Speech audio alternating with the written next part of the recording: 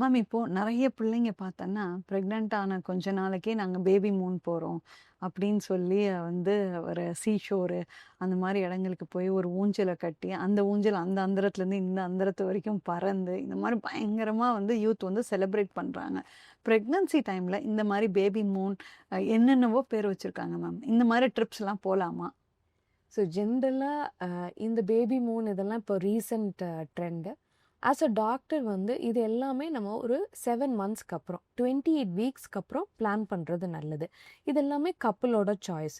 So அவங்க வந்து இந்த பேபி மூன் பிளான் பண்ணுறதுக்கு முன்னாடி என்னென்ன விஷயங்களை மைண்டில் வச்சுக்கணும் அப்படிங்கிறத பற்றி நம்ம பேசுவோம்.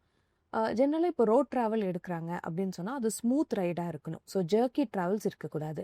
ரொம்ப லாங் டிரைவ் போகிறாங்க அப்படின்னு சொன்னால் அவங்க பிரேக் எடுத்து ட்ராவல் பண்ணுற மாதிரி பார்த்துக்கணும்.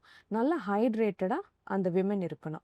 அதுக்கு அடுத்தது இப்போ நீங்கள் போகிற டெஸ்டினேஷனில் வந்து பக்கத்தில் மெடிக்கல் சர்வீசஸ் அவைலபிளாக இருக்கா அப்படிங்கிறத பார்த்துக்கணும். இப்போ இந்த மாதிரி ட்ராவல் பண்ணும்போது நீங்கள் அவுட் சைட் ஃபுட் நிறையா எடுப்பீங்க. ஸோ அதுலேயும் உங்களுக்கு இன்டைஜஷன் ப்ராப்ளம்ஸ் வர்றதுக்கு வாய்ப்புகள் இருக்குது. ஸோ இது எல்லாமே நீங்கள் ஒரு ட்ராவல் பிளான் பண்ணுறதுக்கு முன்னாடி மனசில் வச்சுக்கணும்.